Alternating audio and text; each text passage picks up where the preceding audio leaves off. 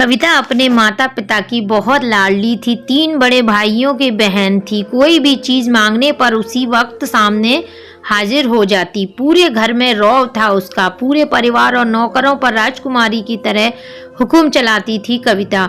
School में भी पूरा रौब था उसका। बड़े घर की लाडली जो थी वह। ऐसे ही उसने कॉलेज में दाखिला लिया। उसके ठाट बाट, बड़ी गाड़ी में आना जाना, हर दिन नया फैशन देखकर हर कोई उससे दोस्ती करना चाहता था।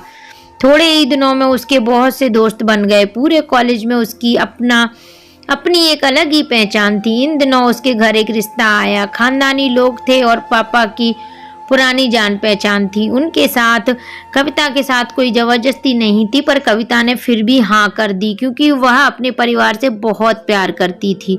वह जानती थी कि वह लोग उसका अच्छा ही सोचेंगे। लड़के का नाम राज था। राज काफी पढ़ा लिखा और समझदार लड़का था।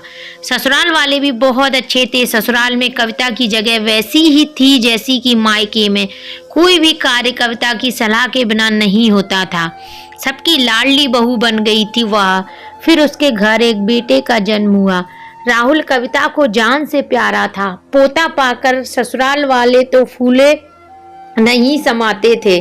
कविता कभी कभी सोचती थी कि उसकी किस्मत कितनी अच्छी है। उसका हर अपना उसे कितना प्यार करता है। चाहे जीवन में कैसा भी समय आए, मेरे अपने हमेशा मेरे साथ हैं। मैं कभी अकेली नहीं हो सकती।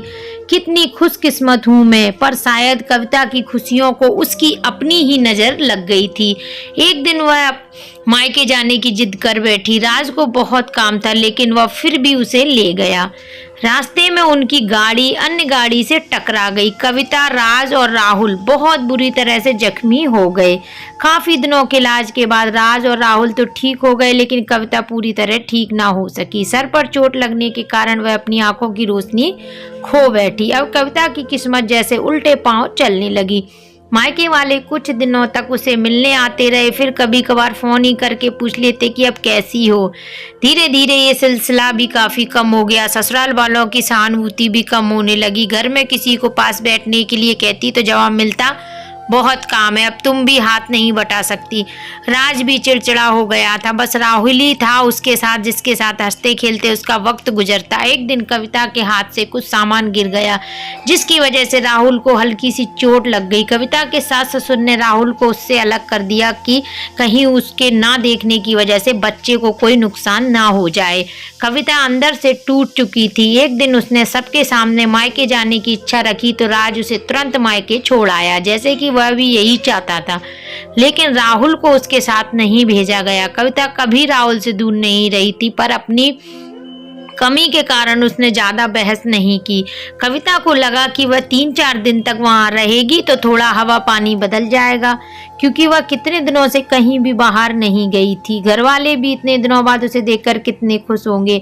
कविता के घर पहुंचने पर सब लोग बहुत खुश हुए। खाने में सब कुछ कविता की पसंद का ही बना था। उसने अपने मम्मी पापा और भाई भाइयों से दिल खोलकर बातें की। उनके छोटे छोटे बच्चे भी बुआ के साथ घुल मिल गए। रात को सोने के वक्त जब वह कपड़े बदलने लगी तो उसे पता चला कि उसका बैग तो बहुत भरा हुआ था। वह सब समझ गई। वह बहुत उदास हो गई। कुछ दिनों तक तो सब ठीक रहा, फिर जैसे सब बदलने लगा। सबका व्यवहार बदल रहा था। वह लोग जैसे थक चुके थे उससे। सब लोग घुमा फिरा कर पूछने लगे कि राज कब आ रहा है उसे ले जाने।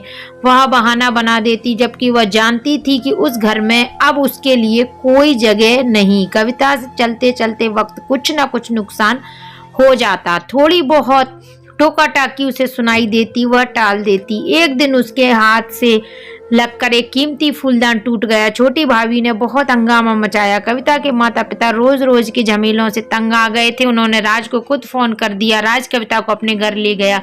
कविता को अपने परिवार वालों से उम्मीद न थी। जिस कविता के कहे बिना घर में एक पत्ता भी नहीं हिलता था, उस घर के लिए वह अब बोझ बन चुकी थी। राज के साथ ससुराल आते वक्त वह बहुत खुश थी।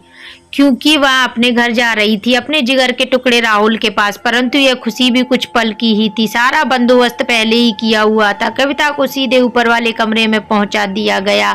राहुल से दूर रहने की सख्त चेतावनी दी गई। एक काम वाली लता को उसकी जिम्मेदारी सौंपी गई, जो उसके खाने पहनने जैसी जरूरतों का ध्यान रखती। कविता ज्यादातर चुप ही रहती। कभी कभी काम वाली लता से थोड़ा बतिया लेती, उसके जरिए राहुल का पता चल जाता। सबकी लाडली